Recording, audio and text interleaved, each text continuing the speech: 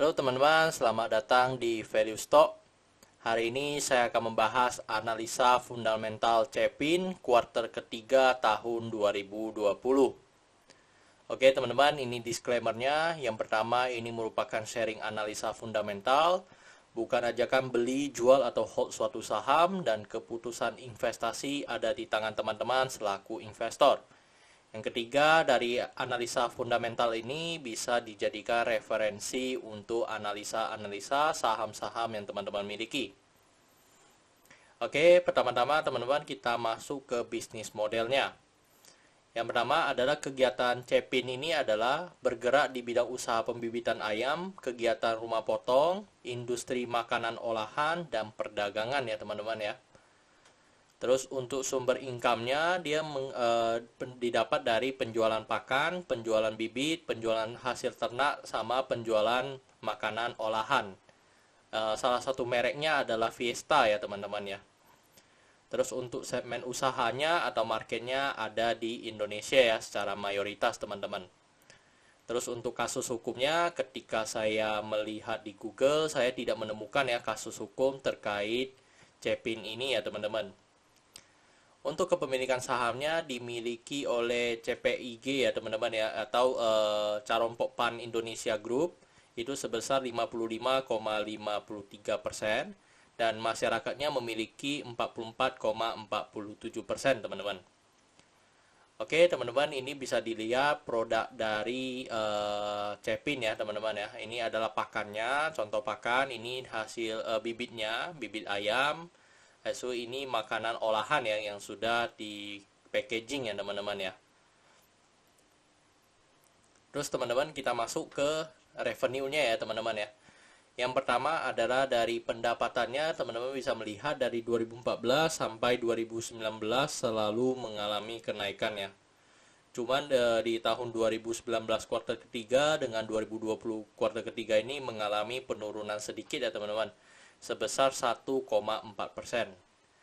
Which is ini menurut saya masih bagus ya, yang dimana di masa pandemi sekarang dia hanya mengalami kontraksi atau penurunan 1,4%. Terus kita masuk ke net profitnya teman-teman. Di net profitnya dari 2014 sampai 2018 mengalami peningkatan paling signifikan. Terus mengalami penurunan di 2019 sama 2020 ini. 2020 ini didapat dari prediksi dari kuartal ketiga yang saya setahunkan ya teman-teman ya. Jadi kalau misalnya kita bandingkan kuartal per kuartal, kita mendapatkan penurunan pada saham pada net profit Cepin ini sebesar 11,5%. Jika disetahunkan mengalami penurunan 14,8% teman-teman. Oke, kita lihat dari sisi asetnya. Dari sisi asetnya cukup bertumbuh ya teman-teman ya. Dari tahun 2014 sampai 2020. Dan mengalami kenaikan 2019 dengan 2020 ini sebesar 8,1%. Untuk hutangnya juga mengalami kenaikan ya teman-teman dari 2019 dengan 2020.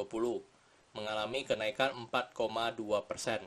Menurut saya ini masih sangat wajar ya teman-teman di masa-masa seperti ini. Terus untuk dari segi modalnya juga konsisten selalu mengalami kenaikan. Which is ini bagus ya teman-teman dan kenaikannya sebesar 9,8%. Oke teman-teman, ini summary laporan keuangannya dari tahun 2014 sampai 2020. Dan di sini saya akan banyak membahas tentang rasio keuangan ya teman-teman. Yang pertama adalah kita lihat dari NPM-nya atau net profit margin-nya. Jadi kalau teman-teman lihat dari 2014 sampai 2019 rata-rata net profit margin-nya memang di antara 5 sampai 8 ya, yang dimana 2018 yang paling bagus. Tetapi kalau secara rata-rata di sekitar 5 komaan ya teman-teman. Dan di 2020 ini masih di 5,31%, which is menurut saya masih cukup wajar ya untuk saham Cepin ini. Yang dimana dia juga dalam menjaga net profit mereka cukup bagus ya. Berarti untuk EPS-nya didapat 187 untuk Cepin. Dan untuk pernya itu di angka 34,22, which is ini sangat mahal ya teman-teman ya kalau dibandingkan dengan rata-rata pernya dari 2015 sampai 2019. Bahkan di tahun 2018 yang mengalami peningkatan atau pendapatan paling tinggi pun tidak memiliki PER lebih tinggi dibandingkan 2020 ini ya teman-teman ya. Dan yang berikutnya kita lihat dari book value-nya. Book value-nya di harga 1.342. Cukup konsisten ya, mengalami kenaikan dari tahun ke tahun ya teman-teman.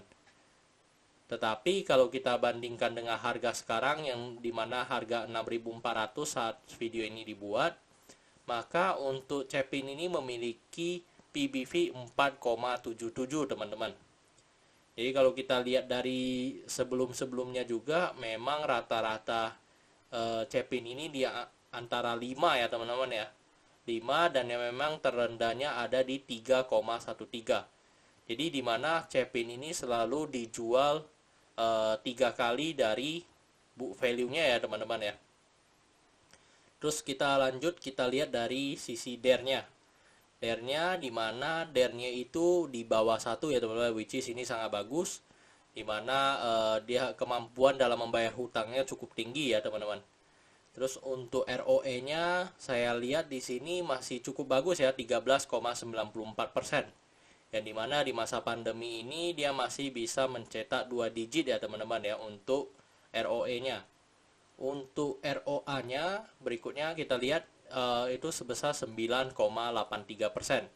Kalau saya bandingkan dengan yang sebelum-sebelumnya bisa dilihat ya memang ini mengalami penurunan sedikit ya teman-teman ya.